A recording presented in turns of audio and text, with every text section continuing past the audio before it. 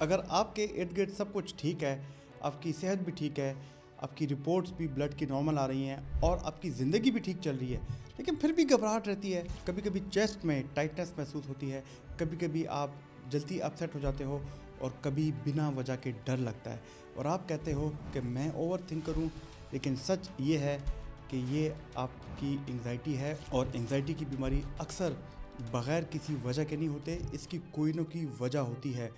बस छुपी हुई होती है। आज मैं आपको बताऊंगा 5 ऐसी हिडन कॉजेज़ एंग्जाइटी की जिनको लोग इग्नोर कर देते हैं, इलाज कराते रहते हैं और फिर भी कहते हैं कि एंग्जाइटी ठीक नहीं हो रही। तो लिहाजा इन सब वजूहात को जानने के लिए आखिर तक जुड़े रहना मेरे साथ।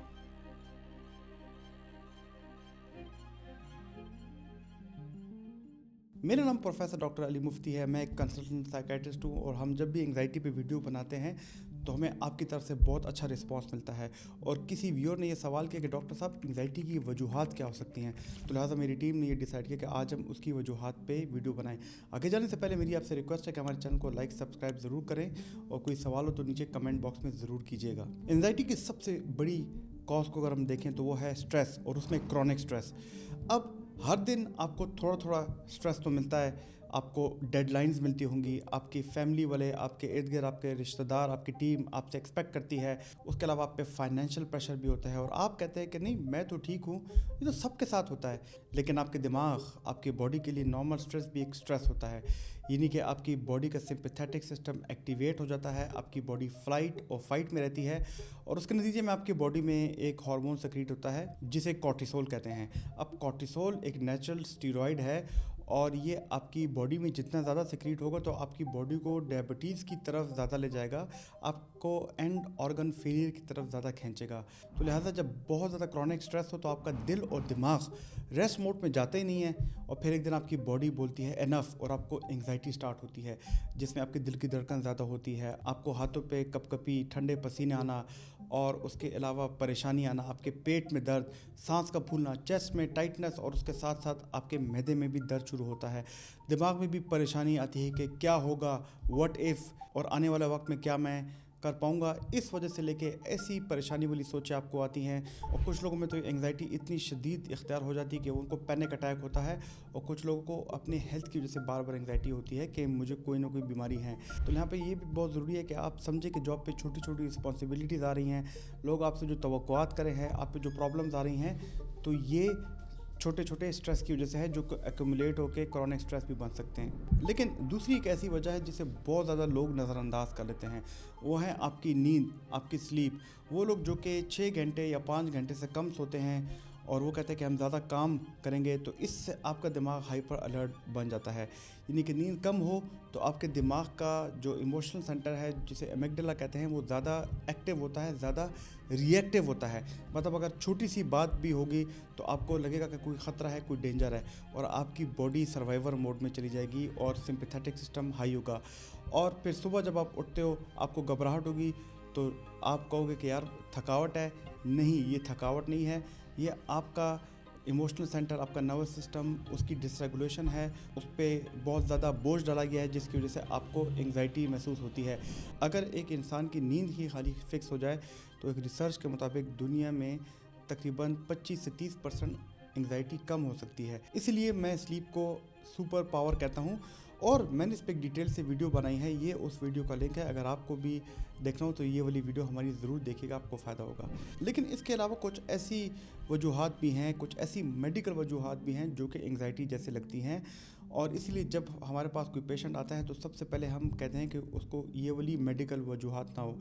इसमें सबसे पहले आती है थायराइड इम्बैलेंस, यानी कि अगर आपके बॉडी थायराइड ज़्यादा प्रोड्यूस कर रहा है, आपकी बॉडी में थायराइड हार्मोन ज़्यादा हैं तो वो भी एंग्जाइटी की सिम्टम्स जैसी महसूस होती हैं। अगर आपकी बॉडी में विटामिन B12 की डेफिशिएंसी है, अगर आपकी बॉडी में विटामिन D की डेफिशिएंसी है और अगर आपको बहुत ज़्यादा लो आयरन मिल रहा है तो ये भी आपकी बॉडी में एंग्जाइटी की अलामात को कॉज कर सकती हैं, जिसमें दिल की धड़कन ज़्यादा होना, परेशानी होना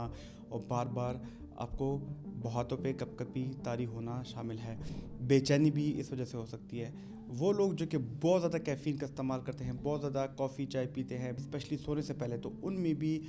कैफ़ीन ओवरडोज की वजह से एंग्जाइटी की अलामात आ सकती हैं। तो अगर एंग्जाइटी का कॉज बायोलॉजिकल है, यानी कि कोई मेडिकल कॉज है, तो यहाँ पे ब्लड टेस्ट बहुत ज़रूरी होते हैं, क्योंकि ब्लड टेस्ट कराने से हमें पता चल जाता है कि एंग्जाइटी का कोई मेडिकल कॉज नहीं है, और इस वजह से हम उसको एंटी डिप्रेसेंट या एंग्जाइटी की दवा देते हैं। लेकिन इसके अलावा एक ऐसा कॉज भी है जो कि बहुत साइलेंट कॉज है और लोग इस पे बात नहीं करते, वो है आपके सप्रेस्ड इमोशन, यानी कि आपके वो जज्बात जो कि बचपन से लेकर अभी तक दबे हुए हैं, कभी आपने एक्सप्रेस नहीं किए, उसकी वजह से भी लोगों को एंग्जाइटी होती है। क्योंकि याद रखिए, एंग्जाइटी सिर्फ ये नहीं होती कि मुझे आने वाले वक्त में क्या मेरे साथ होगा, क्या प्रेशर होगा। कभी कभी आपके दिमाग के अंदर डीप सबकॉन्शियस में अनरिजॉल्व कन्फ्लिक्ट्स होते हैं, यानी कि कुछ ऐसे तनाज़ात होते हैं जिसका कभी आपने साइकोलॉजिकली हल नहीं ढूंढा होता। कुछ बचपन के वाक़यात होते हैं, बचपन का ट्रॉमा होता है जो कि कभी आपने उसको सोचा ही नहीं, और वो अभी एंग्जाइटी की सूरत में अपना आप आपको बता रहा है। कुछ लोग ऐसे भी होते हैं जो कि गुस्से का बिल्कुल ही इस्तेमाल नहीं करते, वो गुस्से को सप्रेस करते हैं, तो बाद में वो भी एंग्जाइटी की सूरत में आपकी बॉडी में ज़ाहिर हो सकती है। और याद रखिए, वो लोग जो कि हर वक्त 24 घंटे कहते हैं कि हम सब लोगों को खुश रखें, कोई हमसे नाराज़ ना हो जाए, तो इसको लेकर उनको गिल्ट होता है, और इस वजह से भी वो बार बार एंग्जाइटी का शिकार होता है। तो जब आपके जज्बात एक्सप्रेस नहीं होंगे, आपके इमोशंस ज़ाहिर आप नहीं करेंगे, तो बॉडी तो एक्सप्रेस करेगी, और वो एंग्जाइटी की सिम्टम्स में करेगी, जिसमें आपको कभी लगेगा मेरा गला बंद हो गया, मैं खाना खाता हूँ लेकिन खाना निगल नहीं रहा, आपको कभी पेट में तकलीफ़ होगी, और फिर याद रखिए कि यहाँ पे आपकी नींद भी ख़राब हो जाती है। लेकिन इसके बाद आखिरी नंबर पे एक ऐसी कॉज है जिसको बहुत ज़्यादा लोग इग्नोर करते हैं, और जब हम उनके साथ साइकोथेरेपी करते हैं तो तब ये ज़ाहिर होती है, वो है आइडेंटिटी बेस्ड फियर, जो कि सबसे बड़ा हिडन कॉज है कि लोग क्या कहेंगे अगर ये काम मैंने ऐसे ना किया, अगर ये काम ऐसे हो गया तो लोग मेरे बारे में क्या सोचेंगे। और उसके अलावा वो लोग जो अपने आप को परफेक्ट रखना चाहते हैं, परफेक्शनिज्म की तरफ जाते हैं, वो लोग बहुत एंग्जाइटी में रहते हैं, क्योंकि ज़िंदगी उनके मुताबिक नहीं चल रही होती। वो लोग जो कि अपनी किसी भी कामयाबी के लिए दूसरों के अप्रूवल को सीख करते हैं, वो लोग जिनको फेलियर का बहुत डर होता है, और फेलियर के साथ आपकी इज़्ज़त नफ्स, आपकी सेल्फ वर्थ जुड़ी हो, तो उन लोगों के अंदर भी एंग्जाइटी परमानेंट हो सकती है। माइंड कॉन्स्टेंटली जज करता रहता है, और जब माइंड जज करे, आप अपने आप को सेल्फ जज करें,